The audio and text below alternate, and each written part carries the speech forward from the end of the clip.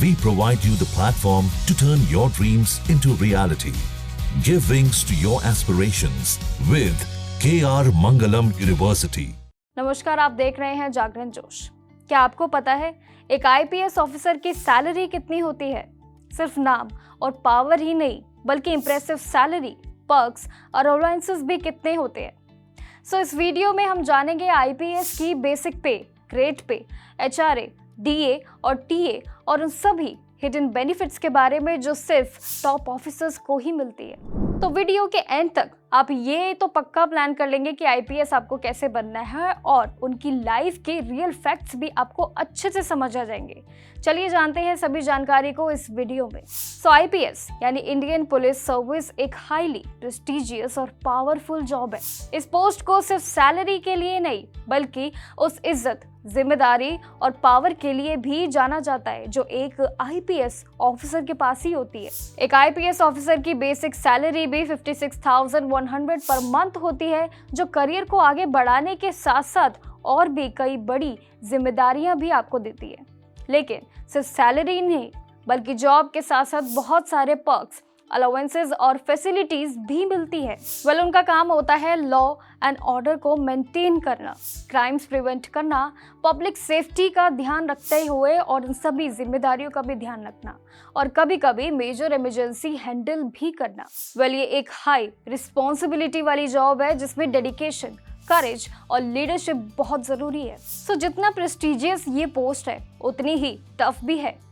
इसलिए हर कैंडिडेट को जो आईपीएस बनना चाहते हैं, उन्हें ये जिम्मेदारी अच्छे से पता होनी चाहिए और ज़रूरी ये भी है कि ये करियर के लिए एक साथ जो जॉब है, लेकिन कमिटमेंट के लिए देश की भी सेवा करना भी है। वही पावर के साथ साथ ड्यूटी भी आती है इस पे, जो काफ़ी बड़ी जिम्मेदारी है ये। अब बात करते हैं मेन पॉइंट की, वो है आईपीएस ऑफिसर की सैलरी स्ट्रक्चर क्या है। आईपीएस ऑफिसर की सैलरी स्ट्रक्चर जो है वो 7th पे कमीशन के हिसाब से डिसाइड की जाती है। इसमें बेसिक पे, ग्रेड पे और अलग अलग टाइप्स के अलाउंसेस भी शामिल होते हैं। इसमें सबसे अच्छी बात यह है कि एक आईपीएस ऑफिसर को सैलरी अपॉइंटमेंट के फर्स्ट दिन से ही मिलनी शुरू हो जाती है। वहीं अपॉइंटमेंट लेटर में खुद प्रेसिडेंट ऑफ इंडिया का सिग्नेचर के साथ साथ इंडिया पोस्ट के थ्रू स्पीड या रजिस्टर्ड पोस्ट भी भेजा जाता है। जैसे ही अपॉइंटमेंट लेटर मिलता है, ऑफिसर की ट्रेनिंग यानी कि Lal Bahadur Shastri national academy of administration में स्टार्ट हो जाती है। और वही साथ में उसी टाइम पर ऑफिसर जूनियर पे स्केल, जो पे स्केल 10 में आता है। शुरुआत में आईपीएस ऑफिसर का पे बैंड होता है पे बैंड 3, जिसका स्ट्रक्चर भी कुछ खास होता है, जैसे कि बेसिक पे में 15,600, 39,100 एंड ग्रेड पे में 5,400 7th पे कमीशन के हिसाब से। ये टोटल स्टार्टिंग सैलरी भी इसमें होती है जो है 56,100 per month and including other allowances. साथ ही ट्रेनिंग के बाद जब ऑफिसर को स्टेट कैडरे अलाउएट भी किया जाता है, तब उनकी सैलरी और अलाउंसेस भी स्टेट टू स्टेट थोड़े बहुत अलग हो सकते हैं। इस सैलरी के साथ साथ आईपीएस ऑफिसर को house rent allowances, DNS allowances, travel allowances जैसे पर्क्स भी मिलते हैं, जो टोटल सैलरी को और भी अट्रैक्टिव बनाता है। वहीं आईपीएस ऑफिसर की स्टार्टिंग सैलरी भी 56,100 होती है, जो 7th पे कमीशन के अंडर ही फिक्स की जाती है। लेकिन जैसे जैसे उनका एक्सपीरियंस और रैंक बढ़ता है, सैलरी भी ग्रेजुअली इंक्रीज होती रहती है।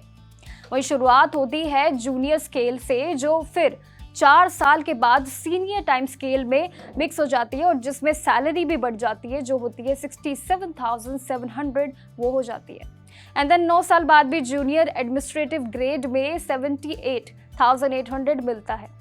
वही 13 साल के एक्सपीरियंस के बाद भी सिलेक्शन जो है वो ग्रेड में ऑफिसर्स का बढ़ जाता है, जो है 1,18,500। उसके बाद सुपर टाइम स्केल, जिसमें डीआईजी को 1,31,000 मिलता है और आईजीपी को 1,14,200 सैलरी मिलता है। साथ ही जब ऑफिसर एडिशनल डीजीपी या फिर एचएजी प्लस लेवल पर पहुंच जाता है, तो उनकी सैलरी भी बढ़ जाती है, जो है 2,05,000 एंड 2,05,400 हो जाती है। वहीं सबसे टॉप पोस्ट पर आती है डीजीपी, जो है डायरेक्टोरेट जनरल ऑफ पुलिस। इसकी सैलरी भी बढ़ जाती है, जो है 2,25,000। ये प्रमोशन, परफॉर्मेंस या फिर सर्विस ड्यूरेशन का बेसिक पे उसके हिसाब से ही मिलता है। एन आईपीएस ऑफिसर का बेसिक पे भी सैलरी के अलावा काफ़ी सारे अलाउंसेस को भी पर्क्स में मिलता है, जो उनके लाइफस्टाइल और ड्यूटी को काफ़ी इंप्रेसिव और प्रेशर को भी बैलेंस करता है। वही जैसे डीएनएस अलाउंसेस महंगाई के हिसाब से दिया जाता है, एंड हाउस रेंट जो है वो पोस्टिंग सिटी पर डिपेंड करता है, एंड मेट्रो सिटीज़ में भी ज़्यादा अलाउंसेस भी मिलते हैं। वही ट्रैवल अलाउंसेस ऑफिशियली टूर के लिए मिलता है और उनको ये उनके फैमिली मेंबर्स के मेडिकल फैसिलिटीज भी साथ साथ मिलती है। साथ ही सीनियर ऑफिसर को पर्सनली सिक्योरिटी और स्टाफ सपोर्ट भी काफ़ी अच्छा मिलता है, जो इसमें काफ़ी अच्छे से प्रोवाइड भी किया जाता है।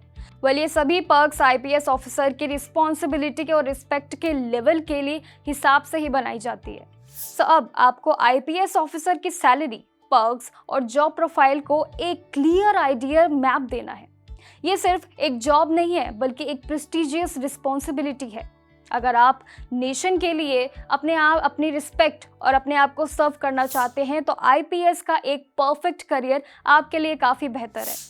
वेल, फैसला आपका है। मिलते हैं अगले एपिसोड में एक नए करियर गाइड के साथ और एक नए इंफॉर्मेशन के साथ। तब तक सीखो, समझो और सही करियर को चुनो। टिल देन कीप वॉचिंग जागरण जोश।